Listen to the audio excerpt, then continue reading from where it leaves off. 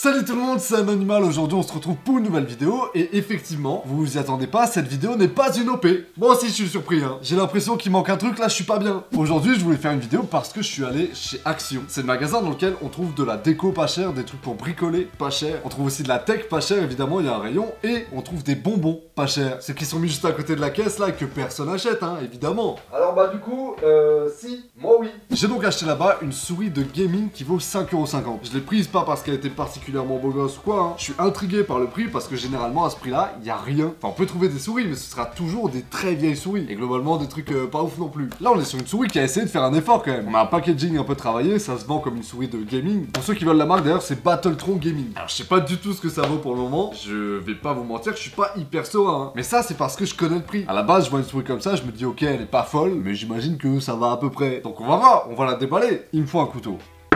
Yes. Non, il va falloir que je le retrouve un jour, lui là. Putain, mais il était là. Je suis un débile, hein.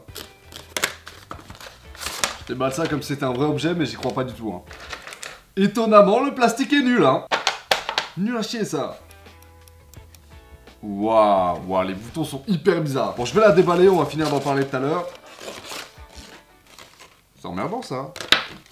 On peut voir sur la boîte que c'est une souris qui est rétro-éclairée. On a jusqu'à 7 couleurs disponibles apparemment. Et je sais pas si on peut configurer la souris pour afficher seulement les couleurs qu'on veut, ou s'il y a déjà de base 7 couleurs. C'est marqué nulle part sur la boîte, je peux pas vous dire. Autre fonctionnalité aussi qui est hyper nécessaire, surtout pour une souris de gaming, c'est qu'on peut changer les DPI en appuyant sur un seul bouton. Généralement c'est celui du centre là. Bah c'est même marqué dessus, on peut pas se gourer là. Les DPI c'est la sensibilité de la souris, et là on a 4 niveaux qui sont progressifs et qui vont du plus au moins rapide. On a 800, 1200, 2400 et 3200 DPI. Bon, bah là c'est le moment là, hein. Je vais la brancher, une fois que j'aurai enlevé ce truc de câble nul là. Alors, c'est un câble tressé, ça je suis assez choqué pour le prix. Les câbles tressés, généralement c'est beaucoup plus résistant que des câbles classiques. Et pour 5 balles, c'est assez choquant de le voir là. C'est un truc qui est censé être sur des souris plus ou moins premium. Donc là, ça... vous m'avez régalé là, Action. Et j'ai remarqué un truc là tout à l'heure en regardant le carton. La boîte, il y a marqué Battletron Gaming, c'est une nouvelle marque, tout ça, que je connais pas en tout cas. Mais en fait, en regardant l'étiquette, il y a marqué Maxter. Et Maxter, je connais très bien, hein. C'est une entreprise qui fait des casques, des souris, des claviers nul. Voilà, c'est pas hyper nul, mais le truc c'est que c'est cheap à chaque fois parce que c'est vendu très peu cher et en vrai c'est normal que ce soit pas ouf vu le prix. Là ils ont quand même essayé de faire un truc en donnant un autre nom à une marque et tout. Je sais pas si c'est parce qu'ils sont déjà cramés et que tout le monde sait que c'est éclaté qu'ils ont fait ça, ou si c'est parce que c'est une nouvelle gamme vraiment. Peut-être que ça veut juste dire que là on est sur une gamme un peu plus gaming et sérieuse. Y a qu'un moyen de le savoir, hein. Hop, ça va brancher au PC qui est en dessous. J'arrive les gars, hein. Ok, et ouais. C'est ce que je pensais là. Pour ce qui est des LED, y a pas de mode hein. Y a pas de truc avec non. Bah ouais, les LED elles défilent, les couleurs changent, mais j'ai pas vraiment l'impression qu'on puisse les choisir nous-mêmes. On est condamné à avoir un dégradé de couleurs là. Et j'ai pas parlé du design là parce que pour 5€ généralement on n'a pas trop le choix, mais faut en parler quand même, hein. C'est une souris Spider-Man. On va la faire à personne les gars, hein. C'est pas parce que vous avez mis un gladiateur au milieu qu'on n'a pas cramé. C'est Spider-Man. Le premier truc que je peux dire c'est que la prise en main est pas trop mal. Ce doigt là, il tombe un peu, il est à moitié entre le clic et le vide, mais c'est pas hyper dérangeant, je trouve que ça passe, c'est assez ergonomique. La matière de la souris sur le dessus c'est du plastique mat, donc c'est assez doux, il n'y a pas de problème. Par contre, le corps de la souris, c'est un plastique cheap quoi, on connaît hein. Et j'ai l'impression que le poids de la souris il est un peu mal réparti. Comme c'est du plastique, c'est censé être hyper léger, et en fait à l'avant on se retrouve sur un truc qui est hyper lourd. Pardon pour ça, hein, je suis là je suis pas, je sais pas, je suis pas à l'aise avec mes mains là.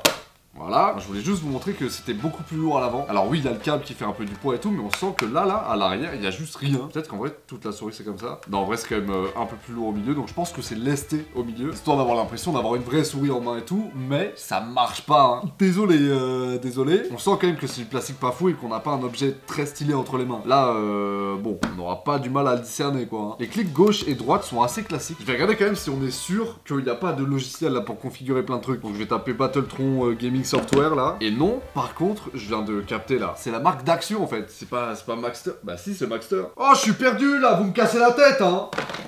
Bah ok. Ok, ils vendent pas mal de trucs d'ailleurs, j'ai l'impression qu'ils font des enceintes et tout.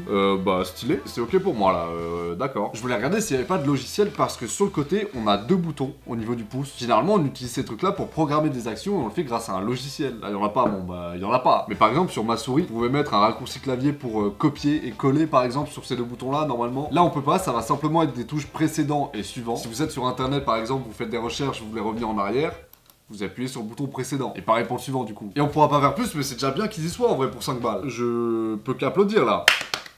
Après la qualité elle reste désastreuse, hein. On va pas se mentir. Ça reste le même plastique que tout le corps de la souris, du coup c'est un plastique hyper léger et pas très beau. Et surtout, les boutons ils s'enfoncent vraiment loin quoi. Je peux vraiment littéralement aller dans la souris avec mon doigt là. Pourquoi vous avez fait ça là? Le ressenti qu'on a quand on clique dessus, c'est un peu comme un clavier mécanique, mais dans une souris. La touche va hyper loin. Et c'est pas hyper confortable parce que ça fatigue la main à force, mine de rien. Si vous devez appuyer très souvent sur ces boutons là, c'est chiant. Voilà. Pareil pour la molette et le clic molette, je les trouve fatigants. Faut beaucoup forcer, je trouve, pour faire avancer ou reculer la roulette. Et le clic de la molette, je sais pas vous dire quel problème il a exactement, mais quand vous enchaînez les clics, c'est fatigant.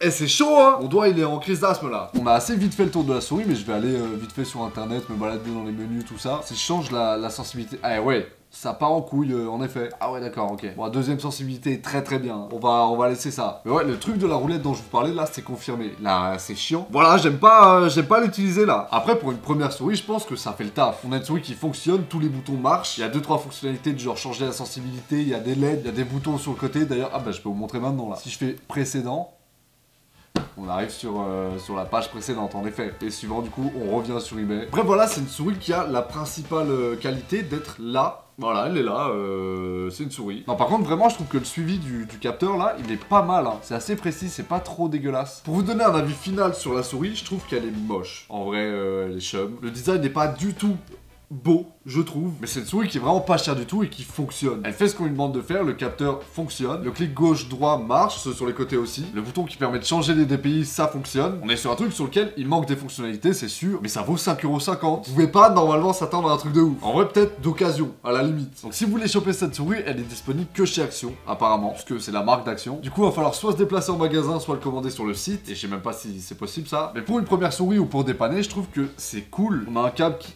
J'allais dire qu'il était solide, mais en fait, je sais pas, je crois que si je tire un peu, je détruis la souris. Là, si je fais ça, ouais, ça s'ouvre un peu, là. Hein. Bon, c'est pas la souris la plus solide que j'ai testée. À la base, on n'est pas censé tirer dessus non plus. Du coup, ça devrait aller. Elle est garantie dans tous les cas 2 ans. Si vous voulez arracher le câble, vous pouvez. Vous serez remboursé normalement pendant 2 ans, attention. Hein. Je vous laisse me dire ce que vous pensez de cette souris et de la marque, globalement, en commentaire. S'il y en a qui ont testé d'autres produits, je suis hyper curieux de savoir ce que ça donne. Peut-être que c'est pas mal. J'allais dire que là, j'avais une mauvaise expérience un peu de la... Mais pas tant en fait, c'est juste pas la meilleure souris que j'ai testée, mais c'est normal, c'est 5 balles. C'est le prix d'un café à Paris, à Montmartre. Un endroit cher en tout cas, touristique et tout, parce que c'est pas normal de payer 5 balles un café aussi. Hein. C'est un autre débat.